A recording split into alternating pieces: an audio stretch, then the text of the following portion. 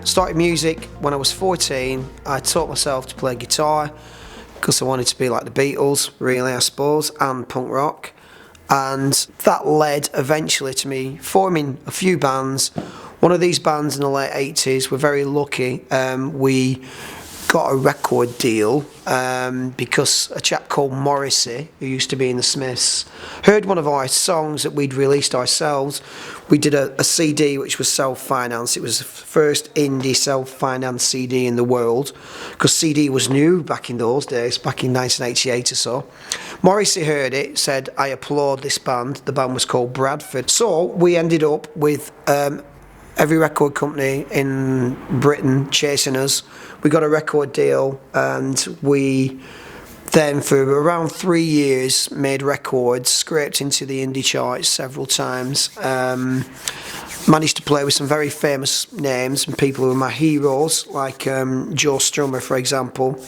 On the Rock Against the Rich tour, we played with him, played with Bjork, who was in the Sugar Cubes in Paris, and James and Primal Scream and the Laws, and we're around at that time when that music, indie music, was really big.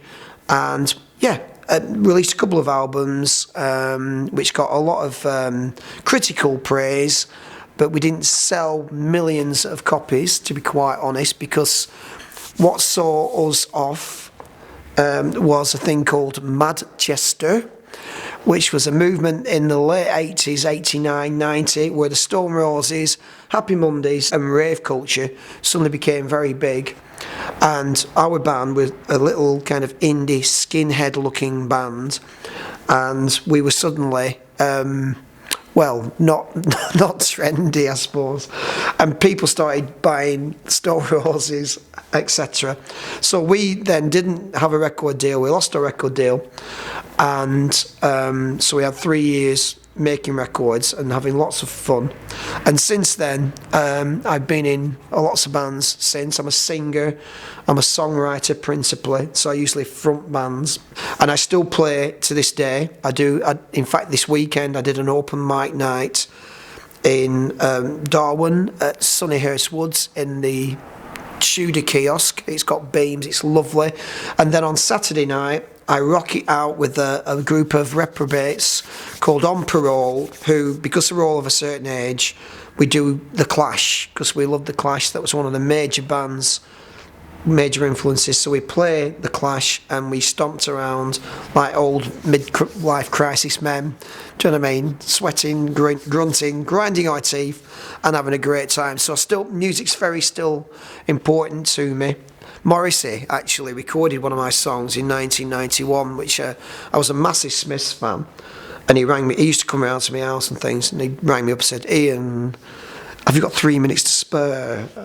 And I said, "Well, I've got an egg on, Morrissey, but seeing as it's you, what can I do for you?"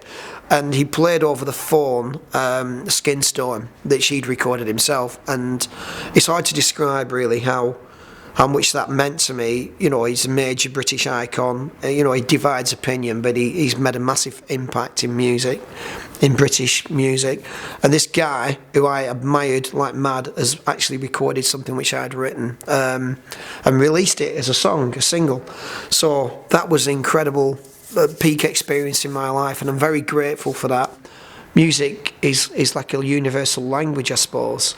And it roots you deep into the experience of life, because it allows you to express things which are sometimes inexpressible, if you will. Music just is really powerful, I think. So that's what I get out of it. It's a natural thing for me to make music, to sing songs and to just play with other people. It's a gift, I suppose, and I feel eternally blessed, you know, because from being, I mean, this is Mill Hill, and I was born literally around the corner. And, you know, being from a poor working class family, etc., there's usually two escape routes. There's music and there's usually sport, I suppose, traditionally.